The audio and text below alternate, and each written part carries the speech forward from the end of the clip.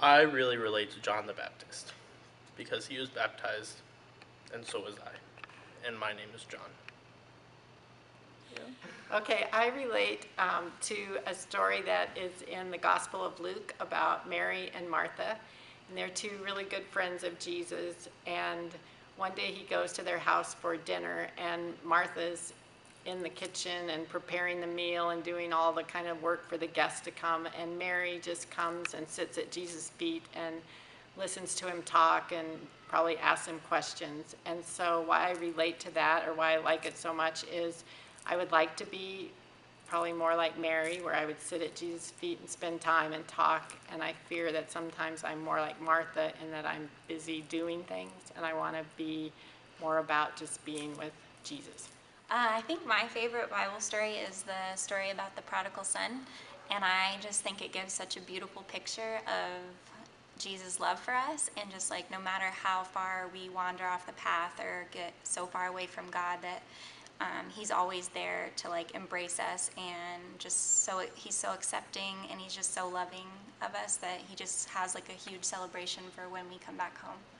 What Bible story do I relate to?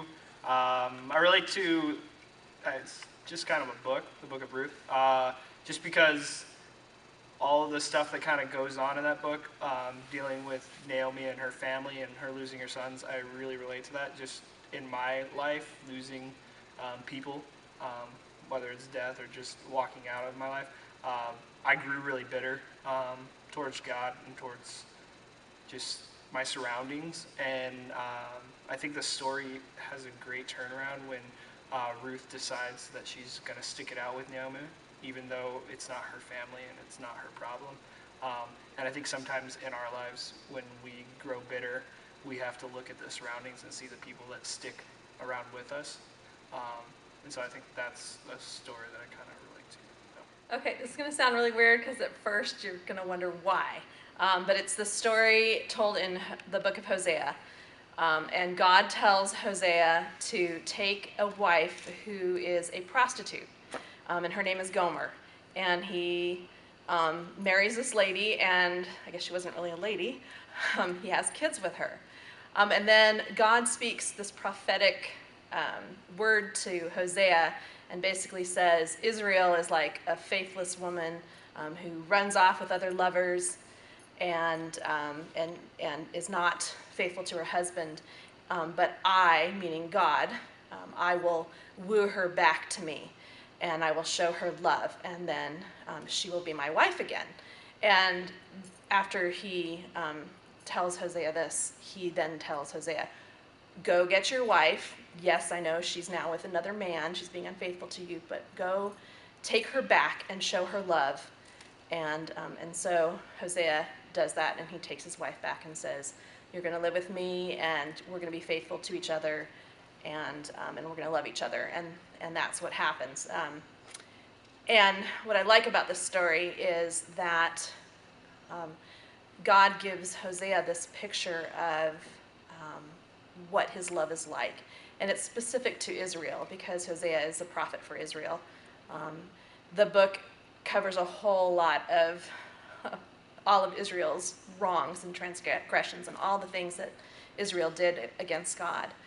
And then ultimately, at the end of the book, you read about God saying how he loves his people. And I think when I mess up, when I am too busy, or I'm maybe going away from God in terms of the things that I pursue, whether it's being busy or trying to be a good mom, or all those things, and I take my eyes off of God, it's like I suddenly go after these other loves. And I think for anybody who deals with addiction or just falling away in some way, people that are maybe struggling with things that they know are wrong, the picture there is, even though we mess up, God still says to us, I'm going to woo you back. I love you. I think you're beautiful, and I want you back, and you're going to be mine. And it doesn't matter how often we do that.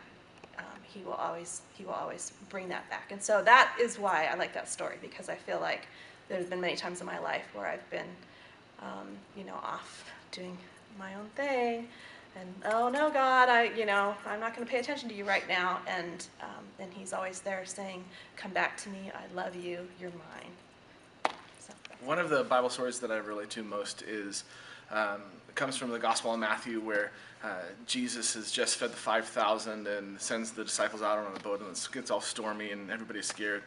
And Jesus comes walking on the water, and Peter says, "Jesus, if that's you, call me out." And Jesus says, "Come." And Peter steps out of the boat, but as he gets further and sees the waves high around him, he gets scared and starts to sink. And Jesus reaches out his hand and pulls him up. The reason why I think I connect to this story is that sometimes I feel like I've got it all figured out. I think I've got my faith figured out. I think I've got life figured out. And I'm willing to take that leap. But so often there are things in life that are these big giant waves that maybe I don't necessarily see, or start causing me to doubt. And I am constantly reminded that I am so desperately in need to keep my eyes on Jesus, because that is where my strength and my help comes from.